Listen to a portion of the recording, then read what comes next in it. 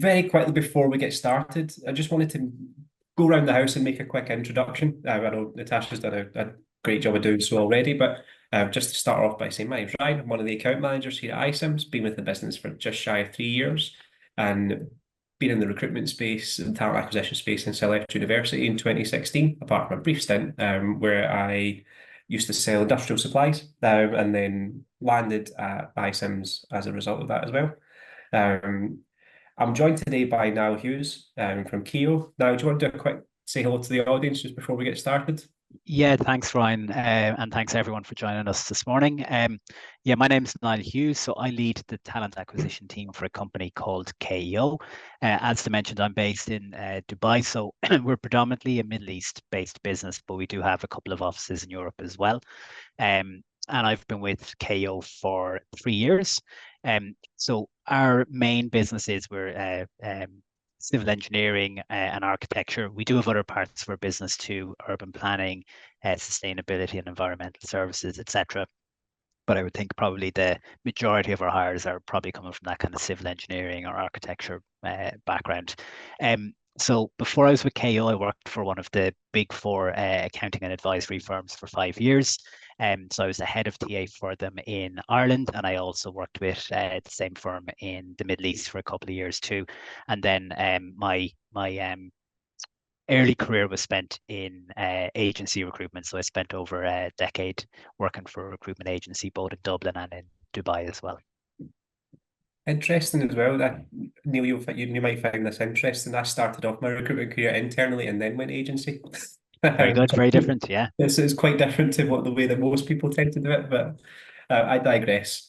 So I guess the main subject matter we're looking to cover today is just some of the key challenges that Keo have encountered recently and how utilising iCIMS you managed to overcome some of these. Yep. So the first thing I wanted to do is actually just open up with a poll. And the first question I've got for everybody in the room, is how much do you think the candidate experience really matters? So I know we mentioned that this was, I think the exact percentage thing was around 20% out of all the people that voted in the last question, citing this as a top problem. But I wonder what your thoughts are here, because certainly I find that this bleeds into pretty much every other challenge that's in there. If your candidate experience isn't absolutely cast iron solid, it has a knock-on effect everywhere else. What do you think? We'll just let people get some votes in here. Can you see the results as they're coming through there, Ryan? I can see the count of people voting. Okay, perfect. I'll be able to share the results with you in a second. Perfect. We'll give it another couple of seconds or so.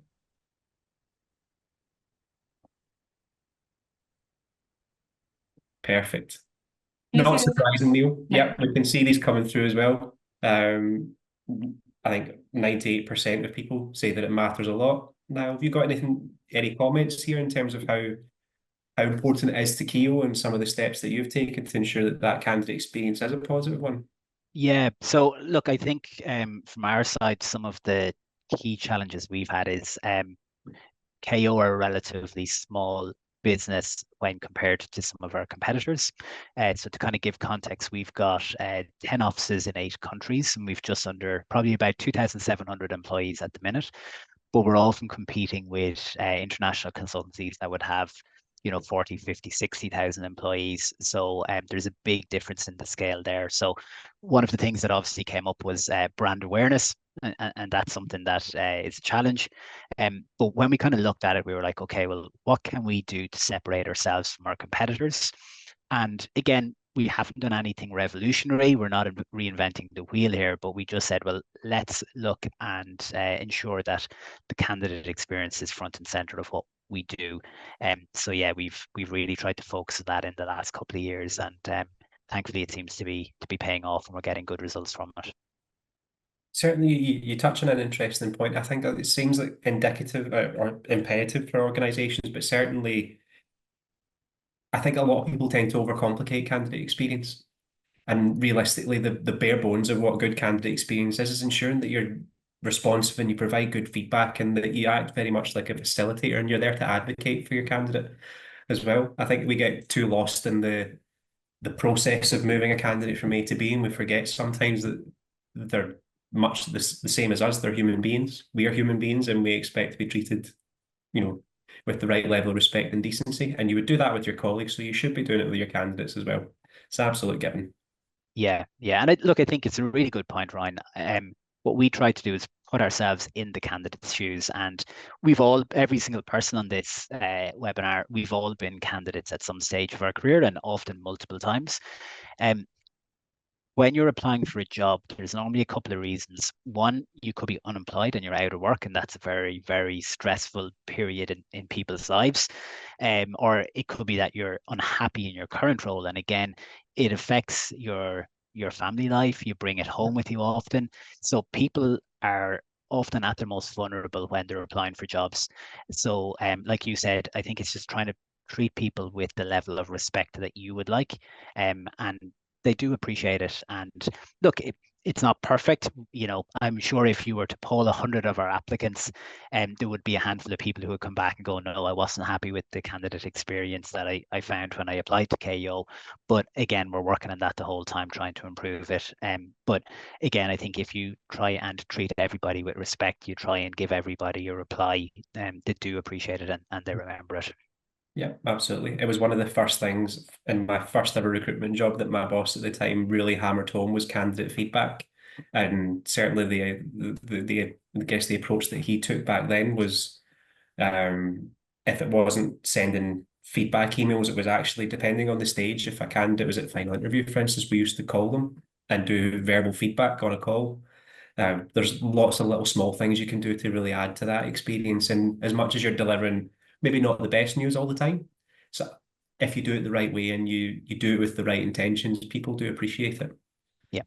So we've kind of touched on it already, but look at the approach that you've taken at Keo. I guess maybe just open the floor to you. So there's a couple of things on the slides here around follow-up emails and engaging past candidates. And I know we're probably going to touch on employer branding here by accident, but certainly, Niall, if you want to maybe speak to some of Yeah. the things that you're doing from a systems point of view and ensuring candidates are kept in the loop. Yeah, sure. Yeah, and kind of as I touched on, Ryan, like there's nothing revolutionary here. I think there's nothing I'm going to tell people that's going to say, wow, I've never heard of that before. But again, a lot of it is just doing the basics right, and it does have a huge positive impact. So one of the things that we've said is to all our team is, look, we want to get back to people as quickly as we can. So we aim to get back to them within 48 hours from application. And we want to give them updates. Now, again, we would find that we have probably anywhere between 250 and 300 open vacancies at any one time. We tend to get a huge volume of applicants for the majority of our roles. So you're talking well over 1,000 applicants for most of our roles.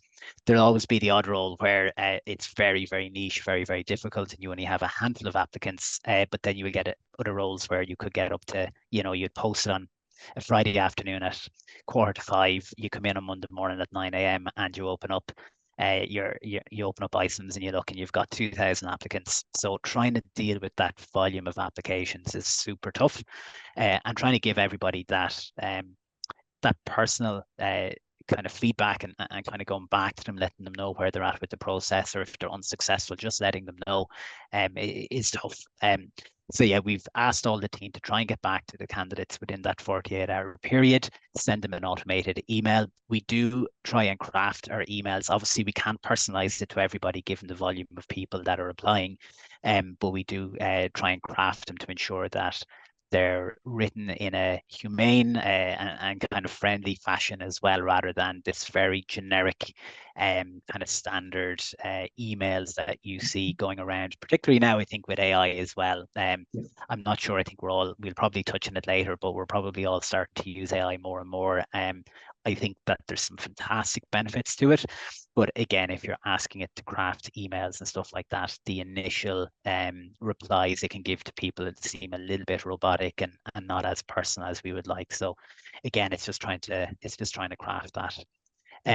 But yeah, we find that just by doing that, we get a lot of people replying to us, simply thanking us.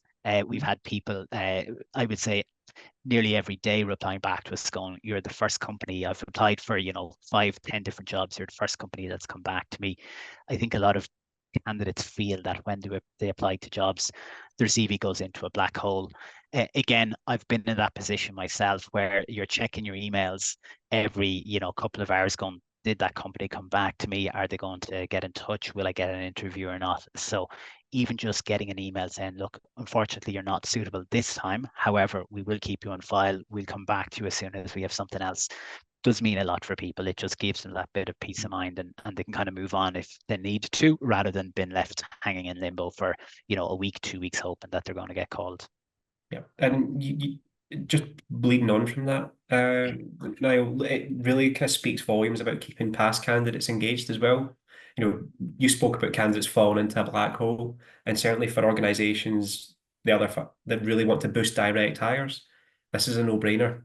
So, developing a really robust candidate experience and ensuring that not only are you treating the candidates that get hired with the best possible experience that you have, but those that maybe aren't successful that time, they could be your future hires. And if you're Yeah, talking about and being in a competitive market, and like you'd said, being a smaller consultancy playing against some of the larger competitors in your space, keeping those past candidates engaged gives you a very competitive advantage, given that you've built a relationship with this individual from a previous requisition. The next time a job comes around, it's a much warmer introduction for your talent acquisition team to reach out to that person. yeah, How are you finding that, and how is that impacting your direct hiring and certainly yeah. your brand as well? Yeah, no, look, it's really helping.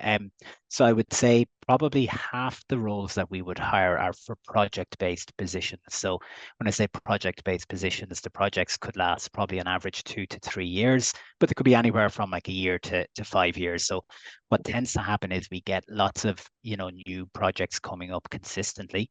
Um, the clients tend to be quite specific with the type of background or experience that they want. So, for example, we might have a project where we're working on a football stadium we mentioned earlier on. We also could be working on a different project that is an airport. Then we might have a third project that's a residential tower, and then we could have a hotel project. The clients normally want people who've worked on similar types of projects in the past. So if somebody applies for one role, they may not be suitable now, but 2 weeks later, 2 months later, they could be the perfect fit for something. And we're picking up the phone and we're calling them and we're saying to them, look, you've applied to us 2 months ago. We sent you an email at the time saying you weren't suitable for this one. We did say we would keep you on file and we would get in touch if anything comes up. It just so happens there's a role that we think you'd be fantastic for. Would you be happy to have a chat with us? We'd love to tell you a little bit about it to see if you're interested. And the response from people 99 times out of 100 is positive because they had that good initial impression. I think everybody always talks about it, but first impressions last. Yeah. People remember how you make them feel. And if you didn't reply to them and you made them feel bad and negative about your company, then sometimes they're not as keen to talk to you in the future. Where again, if that first point of contact I had with you was, was very professional and was friendly, and they felt, even though they weren't successful, they left, feeling good about KO, then they're much more likely to engage. Yeah. And just the last point on here, just you've kind of touched on this already, but sourcing candidates from your existing database when new jobs become available, it's a no-brainer for that competitive advantage. If you're talking about increasing your direct hires and maybe reducing your time to fill as well, we haven't really spoke about that very much, but the time Yeah, it would take to fill a job will drastically reduce. That's only yeah, going to make your stakeholders happy internally as well. So whether that's the hiring manager who's responsible for the team or for your own objectives as a talent acquisition organization, if you're talking about making sure that you have a certain amount of fill rate for your vacancies for that year, this is a really great way to do it, and it doesn't take much other than just like we'd said, building on that candidate experience, and we're already seeing that domino effect on what it does everywhere else. So I guess it all starts with that experience is kind of the yeah. lesson that we're learning here. Yeah, yeah, Um, 100%. And I think just to kind of touch on that before we move on, we've got over 500,000 people on our database now. Like I mentioned, you've probably over 1,000 applicants for the majority of your jobs. So you've lots and lots of really, really good people who have taken the time to apply to KO. If you're applying for a job with a company, you've generally done a little bit of research. you've decided, I like the look of that place, I'd like to work there. So when we're reaching out to those candidates, we find that the response rates, are very good. They're engaged. That they're generally people that are looking. And again, look, we use other methods. Obviously, we're using, like everybody would, we're using LinkedIn, and again, it's a great resource. But we find that again, the uptake in people who are happy to go forward is probably stronger, and it's much quicker by utilizing that database. Absolutely. And I guess we can see on here as well that you've won a couple of awards from LinkedIn as well. In that space, how's that been for the organization from a branding point of view? Yeah, it's been really positive. So we had set KPIs within the team, and one of the key ones was around our LinkedIn usage. So we very, very high LinkedIn usage and ensuring that we're reaching out to people. Again, it all feeds back to that candidate experience. We want to make sure that the candidate experience is really, really strong, and when we're engaging with people, that they remember us. So yeah, it kind of gives credibility to the team, and both within the organization as well. Like when we're obviously consulting with our hiring managers and they can see, or it's been announced internally that we won the LinkedIn talent acquisition team of the year for the MENA region there last year, or the year before. It just gives credibility within the business too, that they feel, well, we're in good hands here. This team know what they're at, and they'll look after us and they'll find us the right people. Yeah. And it certainly seems like it's paying dividends. If we everything that we've spoke about so far has been around, the importance of that candidate experience and making your past candidates more willing to engage with you. The end result is you attract talent more efficiently. You probably attract more local talent, like we mentioned here, especially if you're doing it for project-based work. And then you get the external recognition as well, from people like LinkedIn, for example, for your Yeah. talent acquisition team awards. We've got a quote on the screen here, just talking about how you've been able to do that with your iCIMS systems. So I just wondered if you had any comment on, over and above the very nice words that you've put on the screen before we go to our next poll on this one. Just thinking about more so on the employer branding side and how you've been able to really kind of hammer that message home with the iCIMS platform as well.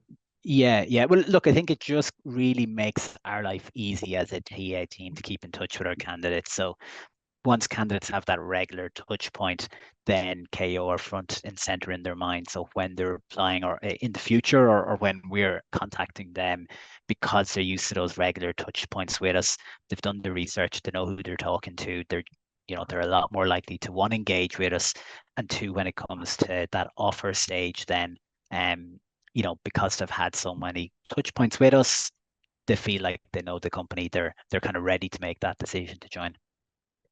Excellent.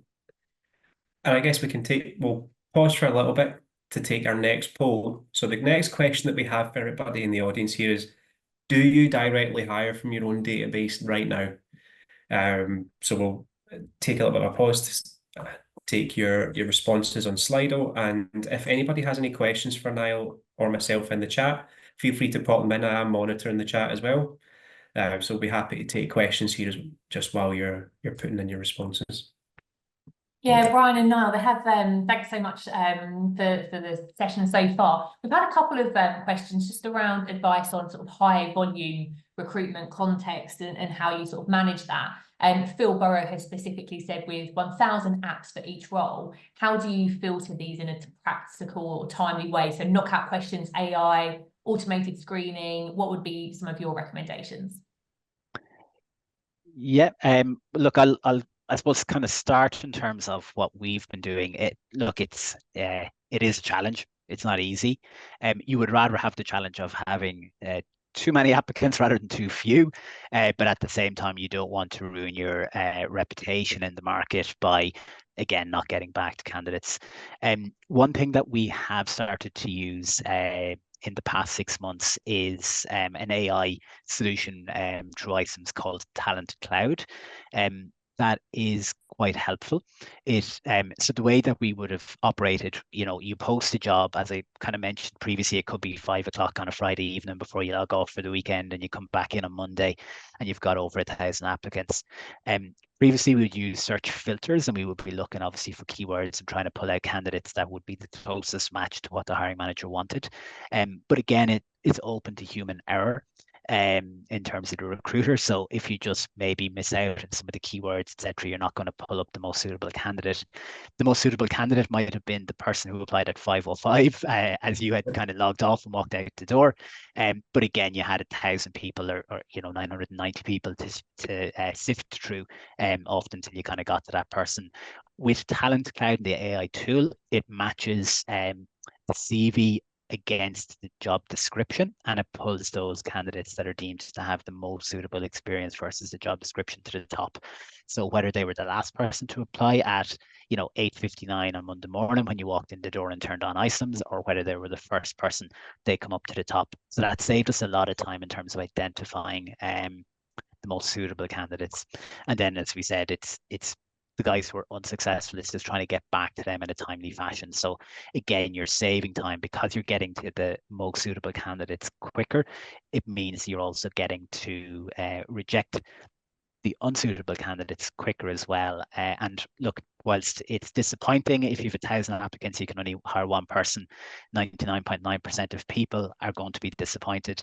At least if you're coming back to them quickly, and you're coming back with a nice message and you're telling them you're going to keep them in mind for future roles, then at least have had a good experience with your business. I think Neil's hit it exactly on the head. Sorry, Niall. And it's certainly something that we would advise as well, just from an AI perspective. This is one of the use cases where something like AI can certainly hold a lot of benefit to an organization.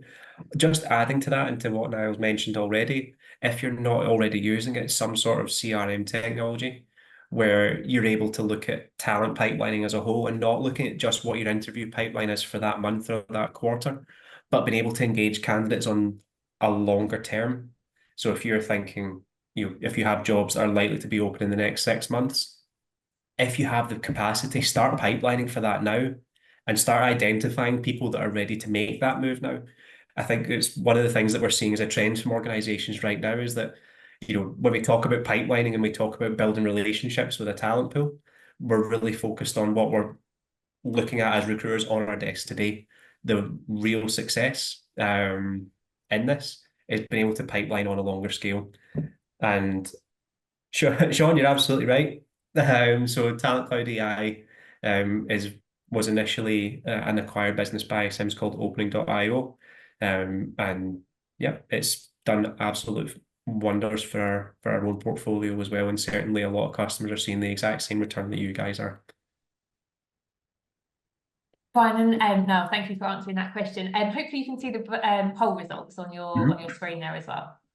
Yep, and now I think you'll find this one interesting actually. So the top answer for this is sometimes. 53% of the votes are saying that they only hire from their database sometimes, with 24% saying that they directly hire from their database and 24% saying no. I wonder, just to get your thoughts there, did you expect that to be the case? Yeah, like I think if I was, and I didn't vote on the poll, but if I was, I would probably say sometimes too. At this stage, probably the majority of our candidates are coming from our database, but we do have other ways that we're attracting people as well, Ryan. So obviously, everybody in the industry is using LinkedIn. So we've job postings with LinkedIn, but we're also in mailing and reaching out to a lot of candidates that way as well. Because obviously we want to hit the passive candidates, and we can do that through our database too, people who've applied to us previously. But we do want to hit those guys who just don't know KO. They know some of our big international brand competitors, so they'd never think of applying to us. So yeah, there are other ways, but and look, obviously other kind of general kind of databases.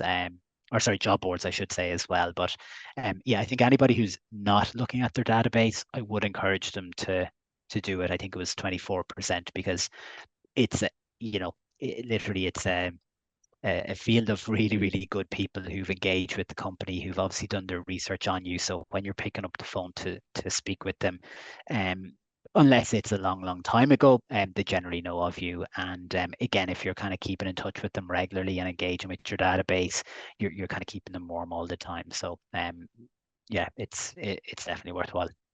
Absolutely. Let's just move on here. So thinking about the results of this and some of the successes that KEO have had, there's some, if we think about just our previous question as well. So we had 1,000 applicants per opening.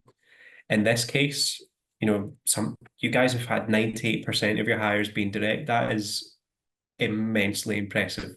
Talk to me about that. Where did you guys start from? So what was that Yeah, before? yeah. So I suppose I can't take a huge amount of credit either because I'm with the KO 3 years. We were always quite high, so we always did quite well, and there was a big focus on it. So we were probably hovering, depending on the year, between kind of early to mid 90s. So it doesn't sound, and obviously the 98% direct hires is the target that we have set ourselves as the minimum. We're tracking this year so far 99.3. Last year we finished on 99.17. Again, that 3-4%.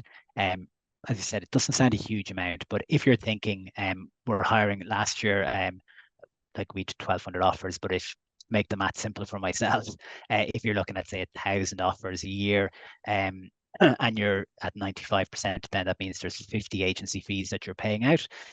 We only tend to go to agencies for the more senior or harder kind of niche roles that is a little bit more difficult to find suitable talent for. On the back of that, the salaries tend to be higher for those types of positions, so the agency fee tends to be higher. So you're talking probably on average about £10,000 of a fee for the roles that we were hiring. If you've gone from 95%, which is roughly say 50 people, down to 5 people, then you're talking 45 less agency hires. If you're saying it's average 10K, it's 450,000 a year. So you've gone from £500,000 down to £50,000 a year. So it's a significant difference.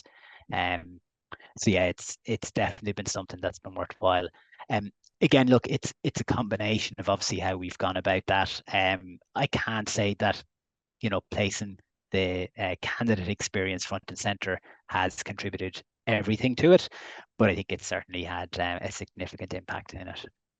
Yeah, certainly. And just talking about this from an employer brand perspective as well, that having most of your hires being direct is going to do wonders for that as well. Because if we talk about the whole theme of this I guess webinar today has been around, you start off with something like the candidate experience and it will snowball into everything else. So the minute that you start changing something like that and putting the candidate front and center and really letting them take ownership of the process, it has a knock-on effect in that you start hiring direct more often. That therefore just gets Keo's name out to more people more frequently, more often. If you're engaging candidates and utilizing AI and communicating to as many people as possible without really doing much else, you're effectively marketing the business, but directly to the people you want to hire. It's recruitment marketing at its finest, because you're doing it as part of your day job. Yeah, exactly. And look, like the simple fact is, like, a lot of my mates are people I went to college with. They've studied the same subjects as me, so it's the same pool that you're going to. So again, if you've had a really bad experience with me and you're meeting up with your mates on a Friday night for a couple of drinks, it's likely to come up in the conversation. I applied to this company, I had a bad experience with them.